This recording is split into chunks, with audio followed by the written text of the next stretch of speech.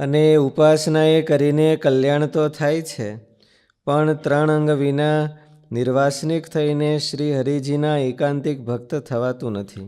ભગવાનમાં જેવું જોડાવું જોઈએ એવું જોડાઈ શકાતું નથી. દાસભાવ છે એ એકદમ ભગવાનને પર્સનલ જોડાણ માટે દાસભાવ, પતિવ્રતા ભાવ કે બ્રહ્મ ભાવ એ ત્રણેય એવો છે. ખાલી ઉપાસના છે એ મભમ છે બધાને. ઉપાસનાનો અર્થ સ્વામી આશરાના ભાવમાં કીધું છે કે ઉપાસના કરીને કલ્યાણ તો થાય છે, પણ ઉપાસના કે આશ્રમ એમાં કઈ એ બધા અંગો છે, પણ આમાં ઉપાસના જ લખ્યું છે તો આપણે તો ઉપાસના જ એનો અર્થ એવો ભાવમાં તો દેવતા આશરો કે ઉપાસના કે એ બધા એકના જ હોય છે. જો કે અને ઉપાસના એ કરીને કલ્યાણ તો થાય છે, પણ 3 અંગ વિના નિર્વાસનિક. તમે કહો છો એ વાત સાચી છે. આમ તો કે આશરો હોય તો એનું કલ્યાણ તો થાય, પણ નિર્વાસનિક થઈને એકાંતિક નથી થવાતું. આ 3 વાના હોય તો અને ઉપાસના એ કરીને કલ્યાણ તો થાય છે, પણ 3 અંગ વિના નિર્વાસનિક થઈને શ્રી હરિજીના એકાંતિક ભક્ત થવાતું નથી.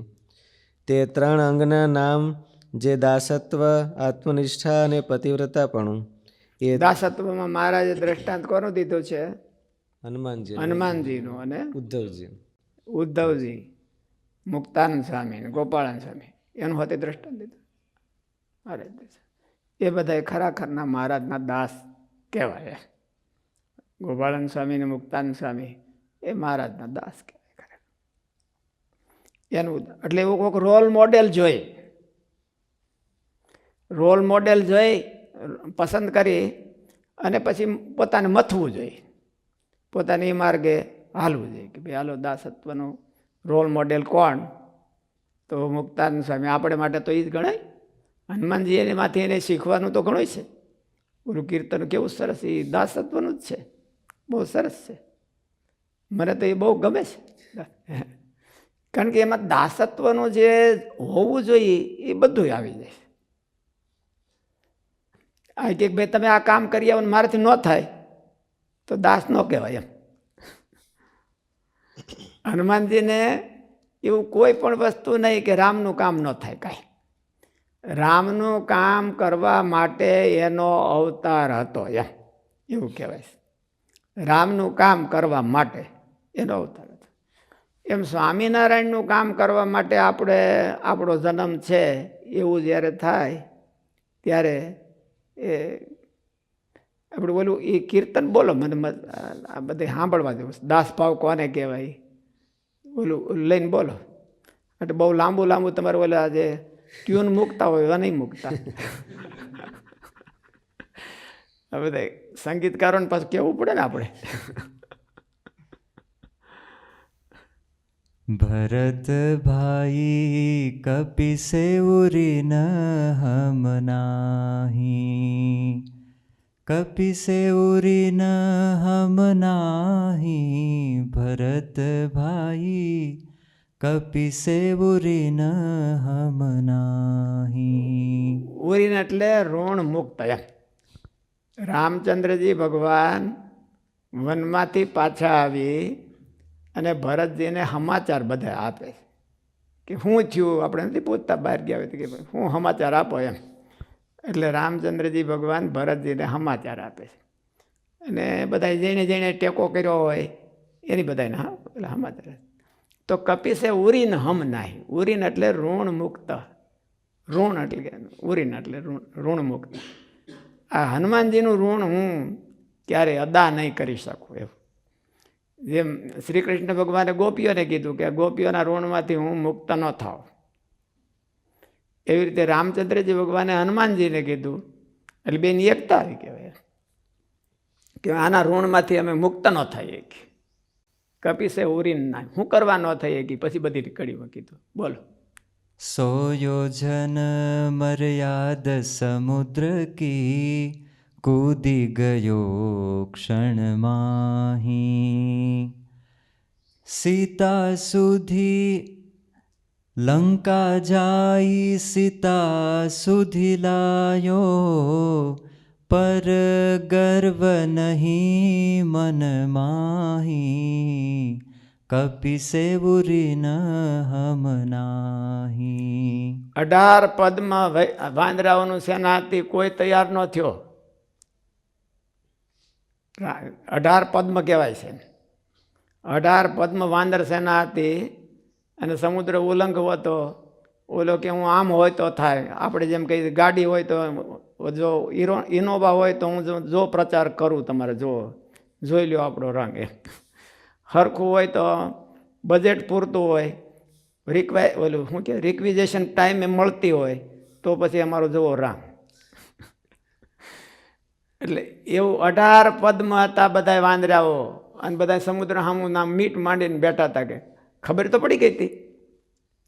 ઓલો સંપાતિ એ કહ્યું ને, એને કીધું હતું કે સીતાજી જો ત્યાં છે, હું અહીંથી ભાડું છું. એટલે બધા 18 પદમાં બેઠા હતા. એમાંથી કોઈ લાલ બેઠો ન થયો કે હું કૂદીને જાઉં. અને કૂદી ગયો ક્ષણમાં. સીતા ઓલું લંકા જારી સીતા સુધી લે આવ્યો, પર ગર્વ નહીં મન માય. આવું કામ કર્યું હોય તો આપણને કેમ થાય? આવું કામ કર્યું હોય તો આપણને કેમ થાય? એક બે વર્ષ તો પગ હેઠાનું આંબે આપણા. અને હનુમાનજીએ તો કૂદકો માર્યો ત્યારે જ પગ હેઠાનો, નકર પછી ઠેઠ લગી હેઠા ને હેઠા. સીતા સુધી લાયા, ગર્વ નહીં મનમાં. પછી બીજી કડી, શક્તિ બાણ લગ્યો લક્ષ્મણ કો, હાહાકાર ભયો દલ માહી, ધોલાગીરી કરધર લે આયો, ભોર ન હોને પાઈ, કપિસે બુરી ન હમ નાહી. લક્ષ્મણજીને શક્તિ બાણ લાગ્યું તો આખા દળમાં ખળભળાટ થઈ ગયો. ખુદ રામચંદ્રજી ભગવાન ખળભળી ઉઠ્યા કે હવે શું કરશું? અયોધ્યા જઈને જવાબ શું દેવો એમ મારે? એમ આ તો વધારાને લાવ્યા હતા ને, એને આવવાનું નહોતું. એટલે આખો ખળભળાટ થઈ ગયો એમ. અને હનુમાનજી ગયા, આખો દ્રોણાચળ લાવ્યો. અને જો હવાર પડી જાય તો લક્ષ્મણના પ્રાણ વ્યા જાય. પણ ભોર ન ભાઈ, ભોર ન હોને પાઈ ન થવા દીધું. પછી અહી રાવણ કી ભુજા ઉખાડી, પેઠી ગયો મઠ માહી, જો ભૈયા હનુમત નહીં હોતે, તો મોહે કોલા તો જગ માહી, કપિસે બુરી ન હમ નાહી. ઓલો અહીં રાવણ ક્યાં પાતાળમાં લઈ ગયો હતો ને, હે રામ લક્ષ્મણ બેને રામ ને લક્ષ્મણ બેન લઈ ગયા હતા. હનુમાનજી ત્યાં પેસી ગયા અને એની ભુજા ઉખાડી નાખી અને ખંભે બેહારીને લઈ આવ્યા. ભરતજીને કે જો એ હનુમાનજી ન હોત તો અમે અટાણે અહીં પાછા આવ્યા ન હોત. અમે પાછા આવ્યા છીએ એના ઉપકારથી આવ્યા છીએ. એનો ઉપકાર કેમ ભૂલાય? પછી આજ્ઞા ભંગ કબહુ નહીં કીની, જहाँ પઠાયો તहाँ જાઈ, તુલસીદાસ પવન સુત મહિમા, પ્રભુ નિજ મુખ કરત બઢાઈ, કપિસે બુરી ન હમ નાહી. આપણે તો આદર્શ સેવક ભાવ કેવો હોય એ આમાં જ જોવાનું છે. જહાં પરઠાયો વહીં વહીં જાય. કોઈ દિવસ આજ્ઞા ભંગ થવા નથી. ભરતજીને એવું કે ભેળા રહીને સેવા ન કરી શકે.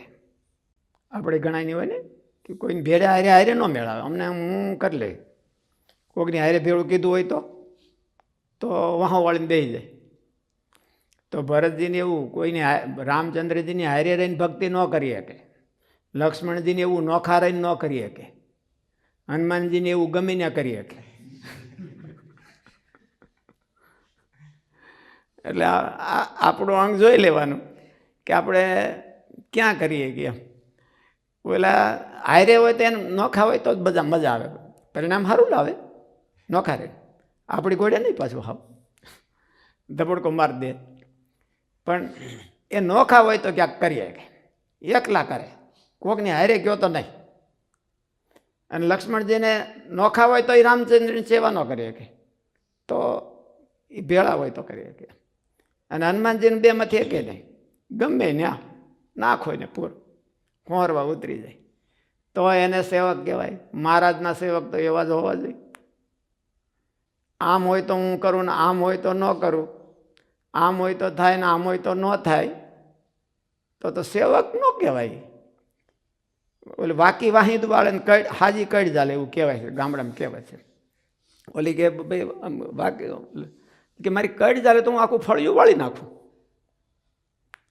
એટલે કઈ ચાલે ને બોલે હાવણ વાળતી. ઓલી પછી તો એના કરતાં તો આખી એને ઉપાડવી, એના કરતાં એકલો હાવણો ઉપાડવો નહીં સારો.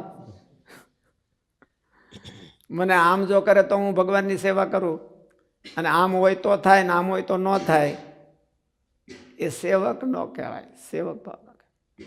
દાસ ભાવ થઈ અને ભગવાનમાં જોડાવું ને ભગવાનની ઉપાસના કરવી, તો એને મહારાજે હનુમાનજીનું દ્રષ્ટાંત દીધું દાસ ભાવમાં. આપણે તો દાસ ભાવ કેવો હોય એ જોવાનું. આપણે મહારાજની સેવા કેમ કરવી અને કેમ કરીએ તો દાસ ભાવ દાસ કહેવાય એને જાણવું. મહારાજ ગોપાળાન સ્વામીનું અને મુક્તાન સ્વામીનું હોતે દ્રષ્ટાંત દીધું છે. આપણે માટે તો રોલ મોડેલ શાસ્ત્રીજી મહારાજ છે, એ નંબર 1 રોલ મોડેલ છે. એણે એની જિંદગીમાં મહારાજની સેવા સિવાય બીજું કાંઈ નથી.